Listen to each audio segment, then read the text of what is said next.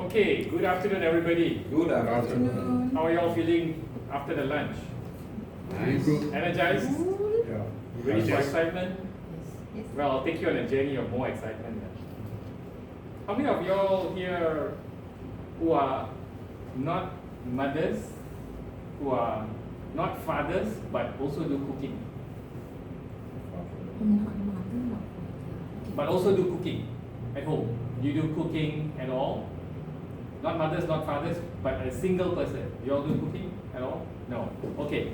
Maybe then mothers and fathers. You cook? Okay.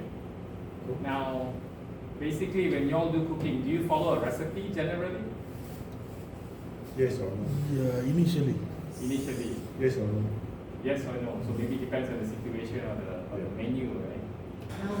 Not anymore. Anything Because in the fridge, just I see. cepat-cepat. I totally agree with you all. Sometimes me too, I also follow recipes. But after some time, I like to explore. I like to find out what else, what would it taste like if I add something else into the menu. So well, I'm going to take you on a journey. Today here, I'm going to share with you what is called igniting innovation. Master problem solving for NPI success. I'm going to assume some of you all are not familiar with the word NPI.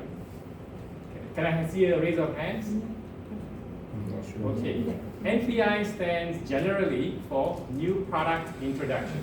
New product. Yes.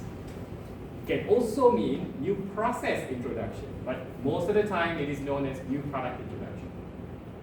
Right? It can apply to anything. If you think about it, not necessarily a product, even a menu in a restaurant can be a new product.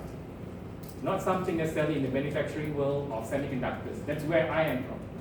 Can a service be a new product? Sorry? New service? Yes, why not? I agree. That's a good suggestion that you just brought up. Service can be a new product as well, a new way of providing service. Yeah, good one there, Nikki. So my name is Anura Don. You can call me Don for simplicity's sake. That's my part of my last name. Okay. So I'm going to touch on igniting the innovation because looking at failed Product.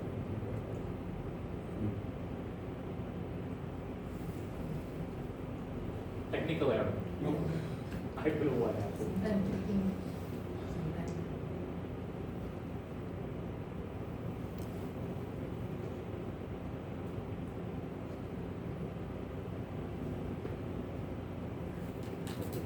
This doesn't necessarily work, so I'll just have to manually go through the slides, okay?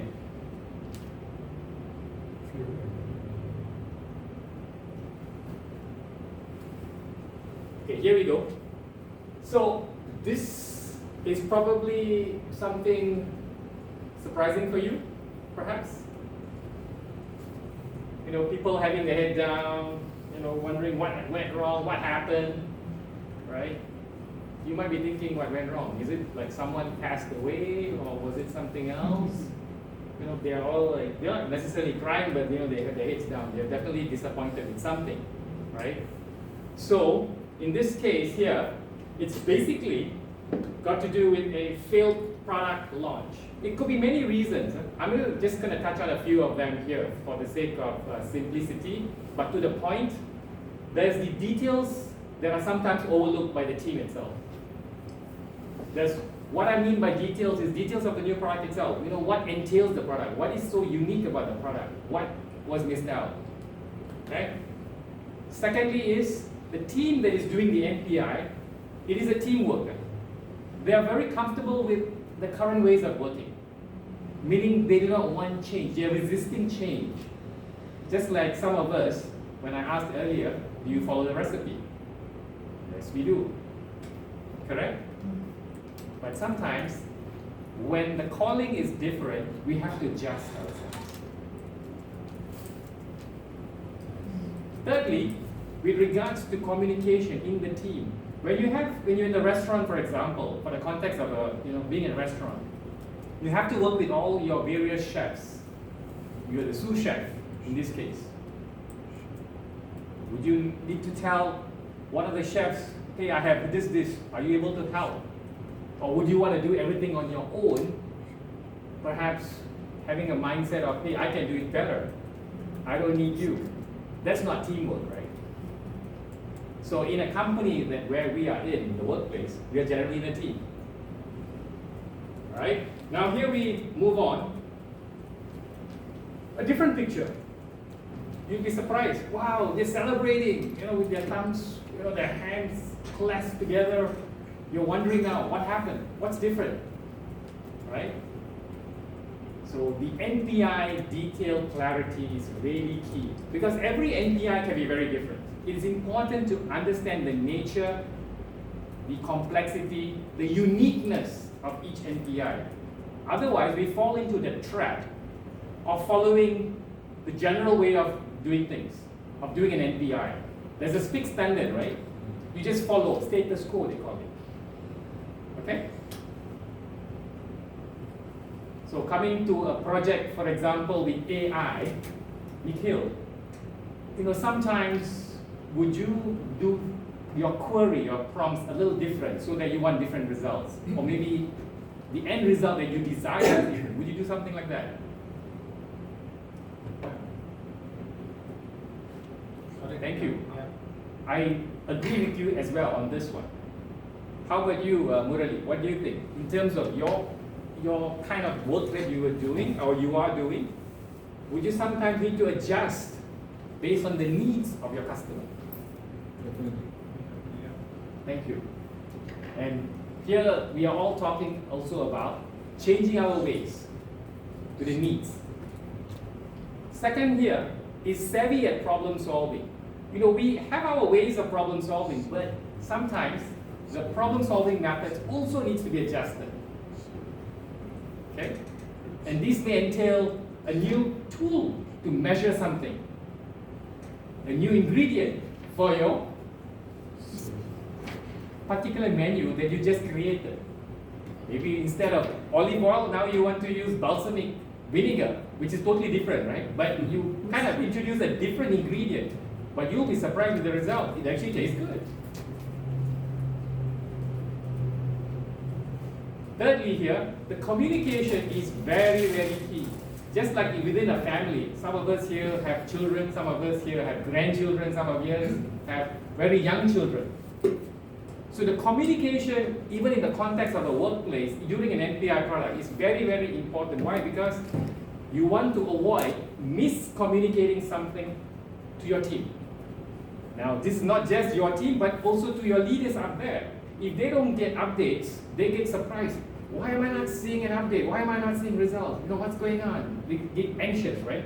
So you want to be ensuring that communication is also clear. The line of communication must be very clear so that they are always aware that you as a leader or a manager is in control of the project, in control of your NPI itself. So far, do you all have any questions? Okay, you mentioned about change the ingredient, right? So savvy and problem solving, how does it actually related? So a different situation may require you to think on your toes to come up with a different approach. So savvy and problem solving here reflects that. Right? So even with regards to some other issues that we may face, whether at home, the approach to NPI can also be applied at home. Problem solving. All right? Okay, Don, you have three minutes or so. So now, from an failed NPI project, the initial first slide that I showed you, I mentioned also about how to get into a successful NPI, right? So here you see somebody here who's very flexible. It brings about a thought. You need to be very flexible in terms of what it requires, what it desires, right? So adaptability and flexibility is very key. All right? In addressing any kind of NPI situation, a status quo approach, which is a general norm, doesn't necessarily apply in all NPIs. Very important to know this. Subsequently, with regards to teamwork, the collaboration, the cross-functional team that your NPI team consists of, you need to have that engagement with everybody. Otherwise, you tend to lose the teamwork. The cohesion is important. Okay? And here you can see, in terms of gear systems, why I use this is because you can notice, basically, you can see people of different tasks supporting the gear system. So it shows that. The lack of time, I'm going to go speed up a bit. So some of these, with regards to cross-functional teams, I've just touched on here, diverse expertise, because your team it's a huge team of different people of different expertise and experience. So bring that team together. Clear objectives, collaborative environment, and effective leadership, all are very key in a very successful NPI product launch. Okay.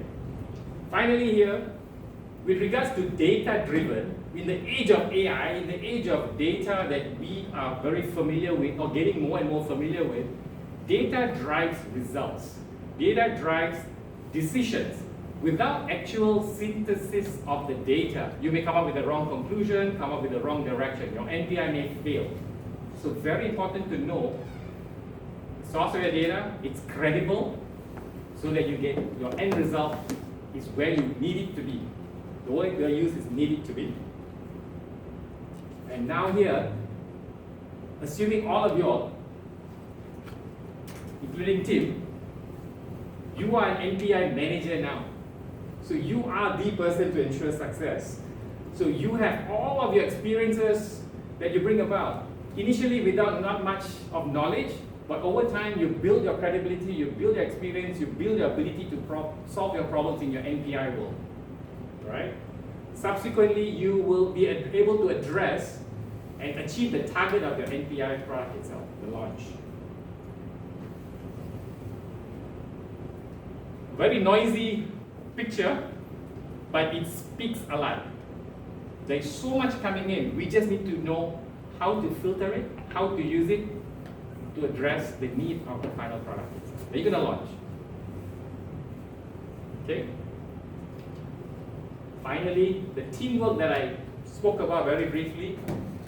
If the ends here, they all have a task, right? If you take note, this person is perhaps needing to cross over, and these other ends are helping to bring down that branch so that they can cross over successfully, right? Now, about myself a little bit, actions and results speak for itself. Over my 25 years of so working, I've brought about 250 million US dollars savings with regards to not just NPI, but with regards to R&D work, improvements over various companies, including Intel, including Philips Lunar Labs, including Dyson, including Malaysian companies, Itramas as well. Right? Now, over that course of 25 years, the improvements that, a strong NPI versus a weak NPI makes a huge difference. Profits, timeline, everything is money. All right? And finally, the innovation. Over the time, all of us will come to understand that we can change our ways and improve the existing ways. This is where innovation comes in. And over my years of doing things, I've also improved my methods, teaching them and sharing them with the teams. And journey here, I'll bring you all. Day one is really to understand the uniqueness of each NPI in the morning. Day two, well thought out and planned NPI in the afternoon session of day one. Day two, in the morning, conduct and analyze and present your results from the NPI build that you have conducted. In the afternoon of day two, conduct, analyze, and present the results from the NPI build, because it's a long process. Yeah? So it takes the entire day of day two. Day three, in the morning, we will celebrate the NPI launch, because it is important to celebrate so that your team is well recognized, not just by you, but your leaders, and they will then be known, hey, this and so people have done a good job. They deserve a celebration lunch, for example, or a dinner. Nice. finally, in the afternoon, we need to document the BKMs. BKMs here stand for Best Known Methods. Okay. During my days in Intel, we have what is called a blue book. And I believe until today, the blue book is still being practiced. It's like a Bible, like an Injil, like a library of all the various projects that have been successfully launched or even unsuccessfully launched, so that the learning is there, the continuity is there. Sorry, say again, PKM? Best known methods. Oh, best method. Yeah. Best. So that's all I have here to share with everybody. Thank you very much. Nice. Thank you very much. What do you guys like about Don